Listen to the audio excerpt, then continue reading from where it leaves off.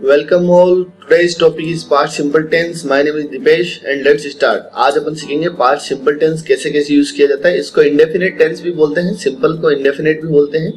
चलिए शुरू करते हैं, लेट्स स्टार्ट। सो यहाँ पर देखिए मैंने सारे सब्जेक्ट लिख दिए, I we you the he sheet name, I we the he sheet name यहाँ पर, और यहाँ पर मैं लिख दिया वर्ब की सेकेंड फॉर्म। ये वर्ब की सेकेंड फॉर्म होती है सभी सब्जेक्ट्स के साथ में वर्ब की सेकेंड फॉर्म होती है, सभी सब्जेक्ट के साथ में वर्ब की सेकेंड फॉर्म। यहाँ पर सिंगुलर या प्लूरल का कोई नहीं होता है, यहाँ पे सभी सब्जेक्ट के साथ में वर्ब की सेकेंड फॉर्म लगती है। और नेगेटिव सेंटेंस बनाने के लिए डिड नॉट प्लस वर्ब की फर्स्ट फॉर्म लगती है। Remember one thing, do does और डिड के बाद में हमेशा वर्ब की फर्स्ट फॉर्म यूज कीजिएगा। डू डज और डिड के बाद में हमेशा वर्ब की फर्स्ट फॉर्म यूज करना है। उस वर्ब की फर्स्ट फॉर्म में एस, ईएस या ईडी कुछ नहीं लगाना है, उसकी बेस फॉर्म को यूज करना है। इस तरह से अपना बनेगा पास्ट सिंपल टेंस। तो पास्ट सिंपल टेंस के पॉजिटिव में क्या लगाना है, ओनली V2 लगाना है।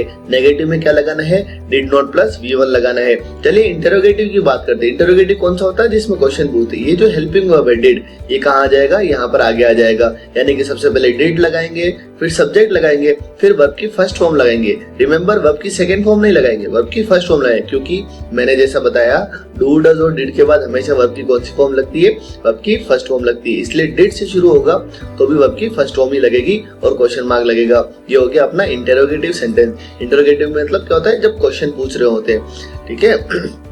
तो ये इंटरोगेटिव के बाद में अपन समझते हैं। यहाँ पर इंटरोगेटिव नेगेटिव भी बनाना है तो यहाँ पर डिड आगे चला जाएगा और नॉट पीछे रहेगा।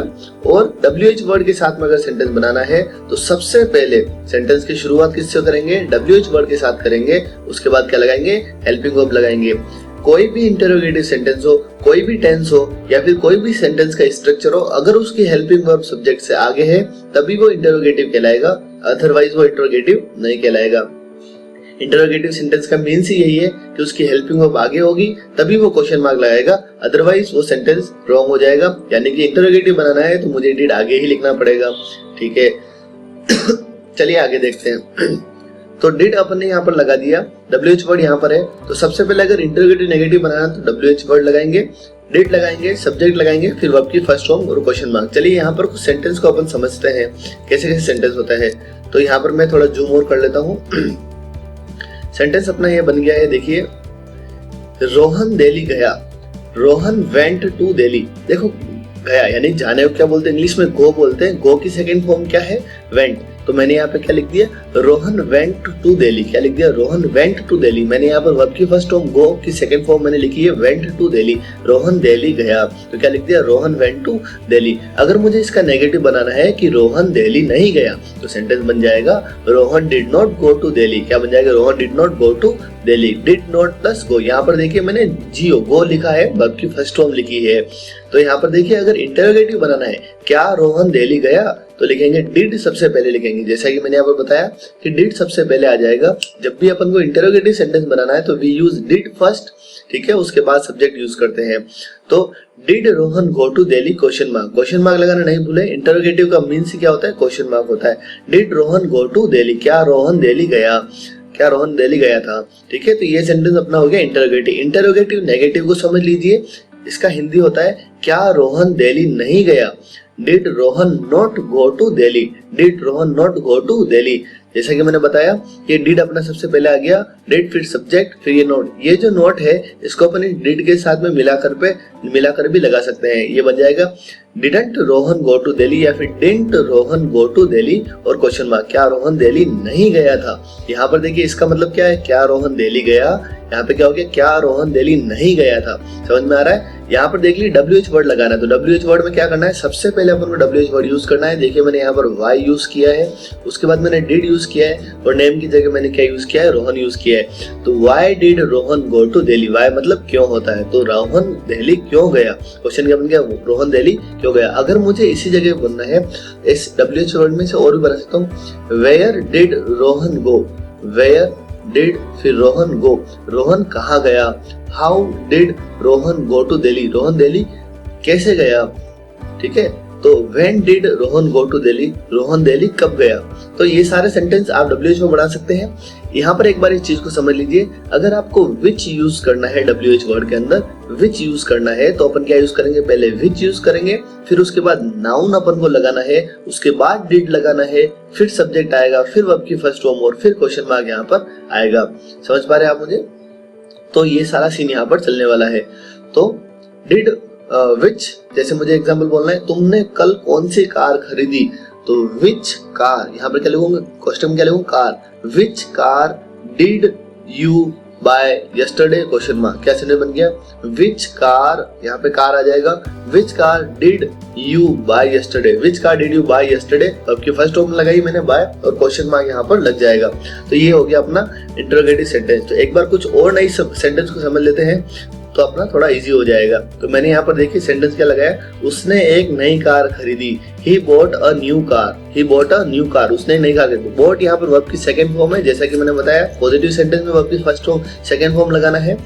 नेगेटिव सेंटेंस देखिए, he did not buy a new car, यहाँ पर I am again using first form, I am using first form here because did के बाद हमेशा कौन सी फॉर्म आती है, फर्स्ट फॉर्म। तो he did not buy a new car, ठीक है। इंटरोगेटिव बनाते हैं, did he buy new car, क्या उसने नई कार खरीदी और क्वेश्चन मार्क। तो यहाँ पर डिड आ गया, डिड ही बाय यहाँ पर आ गया, डिड सबसे पहले आया। इंटरोगेटिव नेगेटिव बनाना है, did he not buy a new car, क्या उसने नई कार नहीं खरीदी। तो एक बार समझ लीजिए पास्ट सिंपल को कैसे कैसे यूज किया जाता है। पास्ट सिंपल के बारे में कुछ जो है वर्ड्स मैं आपको बता देता हूँ। यहाँ पर देखिए पास्ट सिंपल या फिर इंडेफिनिट टेंस कहते हैं, इसमें हमेशा उन चीजों की बात की जाती है या फिर करता है जो काम पास्ट में हुआ था। इसके अंतर्गत निम्न शब्दों का प्रयोग किया जाता है। अगर ये शब्द आए तो अपन को क्या समझना है, वो पास्ट सिंपल है।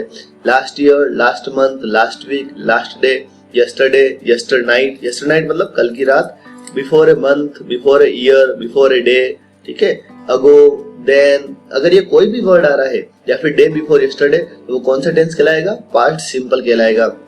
आई होप आपको यहाँ तक समझ में आ रहा है। चलिए कुछ और सेंटेंस को अपन ट्रांसलेट करके देखते हैं, समझ के देखते हैं किस तरह से पास्ट सिंपल टेंसेस बनाए जाते हैं। चलिए यहाँ पर अपन देखते हैं, मैंने कुछ और सेंटेंस लिखे हैं जिनको अपन समझ के देखते हैं।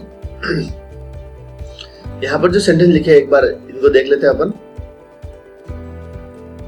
उसने मुझे अपनी पार्टी में बुलाया था, ही इनवाइटेड, उसने मुझे अपनी, he invited me in his party, उसने मतलब लड़का है तो मैं लिखते he, invite वर्ब की फर्स्ट फॉर्म में सेकंड फॉर्म लिखती invited, he invited me, मुझे in his party, उसने मुझे अपनी पार्टी में बुलाया था। नेगेटिव सेंटेंस बन जाएगा he did not invite me in his party, यानी कि क्या लग गया यहाँ पर, वापस देखिए invite मैंने लिखा है, invited नहीं लिखा है क्योंकि did आ रहा है यहाँ पर। he did not invite me in his party, उसने मुझे अपनी पार्टी में नहीं बुलाया। इंटरोगेटिव क्या बन जाएगा, देखो हिंदी में क्या इसका, क्या उसने मुझे अपनी पार्टी में बुलाया।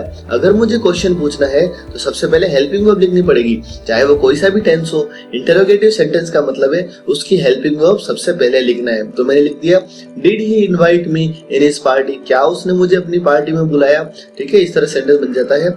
नेक्स्ट यहाँ पर देखिए did he not invite me in his party, क्या उसने मुझे अपनी पार्टी में नहीं बुलाया। यह है इंटरोगेटिव नेगेटिव, क्योंकि क्वेश्चन भी पूछ रहा है इसलिए डिड भी आ रहा है और यहाँ पर हो गया। देखिए why did he invite me in his party, उसने मुझे अपनी पार्टी में क्यों बुलाया था। तो यहाँ पर व्हाई आ गया, फिर डिड आया। आप एक गलती यहाँ पर कर सकते हैं, आप व्हाई यूज करेंगे फिर ही यूज करके फिर डिड लगाएंगे, या फिर डायरेक्ट डिड के बिना इनवाइट या इनवाइटेड लगा देंगे। रिमेंबर वन थिंग, सबसे पहले WH वर्ड आएगा, उसके बाद हेल्पिंग वर्ब आएगी, उसके बाद सब्जेक्ट आएगा, फिर जो बेस फॉर्म है वर्ब की फर्स्ट फॉर्म है वो आएगी, उसके बाद ऑब्जेक्ट वगैरह आएंगे और ये क्वेश्चन मार्क जरूर आएगा। इंटरोगेटिव के अंदर दो चीजें याद रखनी, हेल्पिंग वर्ब सबसे पहले आएगी, उसके बाद लास्ट में क्वेश्चन मार्क जरूर आएगा। ये अपने सेंटेंस अपन ने देखे। कुछ और सेंटेंस यहाँ पर देखते हैं। तो मैंने यहाँ पर सेंटेंस देखे, हमने पिछली साल ताजमहल देखा या फिर ताजमहल देखने गए। तो we visited the Taj Mahal last year, we visited the Taj Mahal last year. Visit मैंने सेकंड फॉर्म यूज करी, विजिटेड। द क्यों लगाया, क्योंकि ये पर्टिकुलर प्लेस है इसलिए अपन ने आर्टिकल द का यूज किया है। तो second negative sentence, we did not visit the Taj Mahal, हमने ताजमहल को नहीं देखा, नहीं विजिट किया। Did we visit the Taj Mahal, क्या हमने ताजमहल देखा। और यहाँ पर हो गया did we not visit the Taj Mahal, क्या हमने ताजमहल नहीं देखा। तो ये अपने सारे सेंटेंस थे। आई होप ये सब आपको समझ में आया होगा। अगर आपको ये सब सेंटेंस समझ में आ गए हैं या पास्ट सिंपल समझ में आ गया है तो यहाँ पर कुछ ट्रांसलेशन एक्सरसाइज आपके लिए है, जिसको आप सोल्व करें। यहाँ पर आप एक स्क्रीनशॉट ले लीजिए और इस ट्रांसलेशन एक्सरसाइज को एक बार सोल्व करने की कोशिश कीजिए। तो ये यहाँ पर कुछ ट्रांसलेशन एक्सरसाइज है। तो यहाँ पर देखिए, मैंने परीक्षा के लिए कड़ी मेहनत की, कल रात मैंने कॉमेडी मूवी देखी, लास्ट मंथ हम जोधपुर गए थे। ये सारे 10 सेंटेंस जो यहाँ पर है एक बार स्क्रीनशॉट ले लीजिए and try to translate them. I hope it is clear to you. If you are not able to understand you can comment me, आप मुझे कॉमेंट करके बताएं, ठीक है। Thank you for watching.